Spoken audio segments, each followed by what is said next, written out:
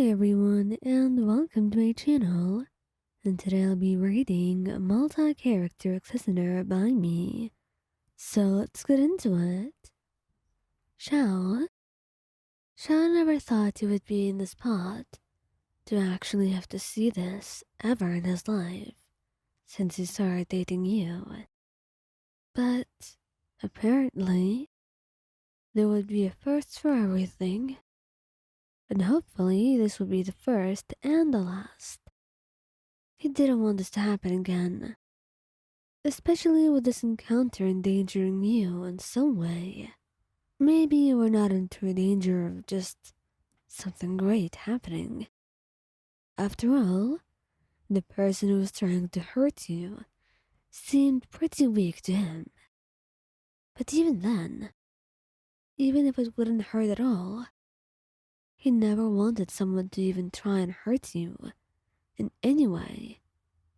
That alone was unacceptable. So when he saw that guy reach out to hit you for whatever reason he didn't know, he immediately went to your side and pushed him away.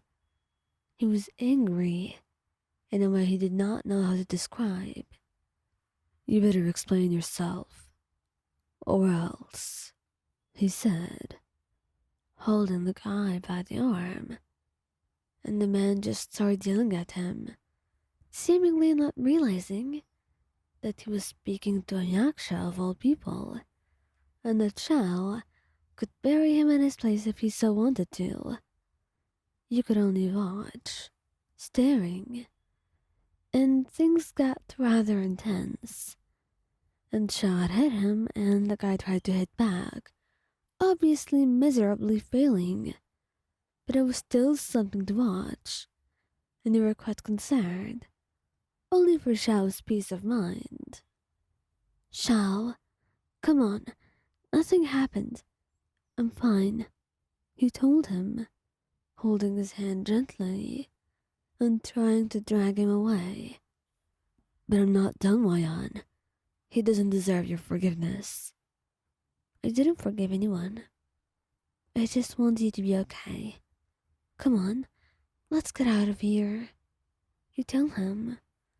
And when he turns to look at you, he finds that he cannot resist you at all. He loves you more than anything. And if you yourself don't want him to do anything further to that person, then he would just have to abide by what he wanted. "Alright then, Mayan. Whatever makes you happy," he said, wrapping an arm around your waist, before the two of you started walking away. He was quite unsure of why this thought had started, but he knew he was young to defend you no matter what. And when you do tell him, he finds out it was because of a silly reason. And he was so glad that you intervened. People who are violent and just simply waiting to jump at the chance of hurting someone, they're undeserving of forgiveness. And that person certainly had what's coming. Even though you tell Sham multiple times that violence is not the answer. But maybe you two have different philosophies. Scaramouche. Scaramouche knew you were a very peaceful person, and the possibility of finding you fighting with someone was very low. That didn't mean it was impossible, just meant that was unlikely though. And for the most part, you did not have a tendency to resort to violence.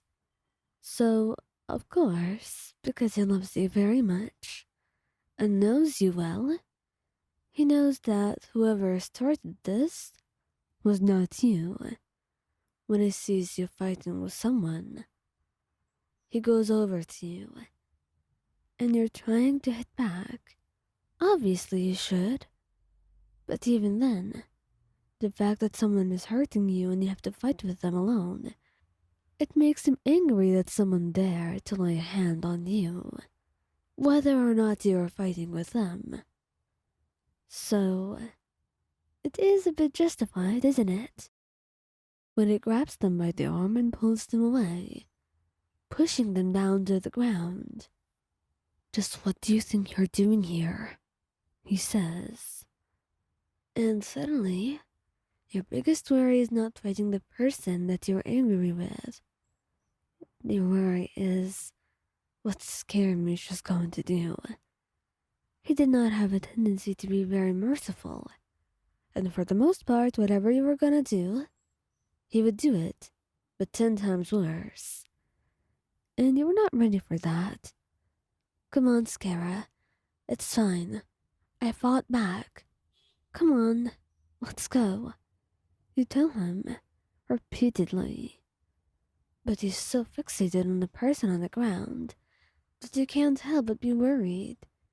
And you give them a look of pity, because whatever Scaramouche is about to do was not nice or pretty in any way. But then, they seem to be a little bit smarter, and they start apologizing to you and him before leaving. And you're just stunned, purely, because you did not expect this to happen, and also because you did not actually think that Scaramouche would come here. Now, this was a weird turn of events, you say, but Scaramouche immediately turns towards you and he's sure they're gone. And he holds your hands, looking over you, concern washing over his face. "Oyan, are you okay? Please tell me you're not hurt." "I'm not, Scara. I'm just fine. Now come on. Let's get out of here. You know I'm sorry, right? So, don't be mad at me," he tells you. And you feel a little bit bad now because he thinks you were mad at him. So you wrap your arms around his waist, kissing his cheek gently. "My love, no matter what you do, I don't think I could ever be seriously mad at you," you tell him. And he smiles at that, blushing a little bit as he squeezes your hand and leans in, this time to press a soft kiss to your lips. He didn't mean to get so mad or to be so intimidating and scary, but he was glad that you were not scared of him. And most importantly, he was glad that you were able to stand up for yourself and that you were not hurt in any way, like you feared that you would be.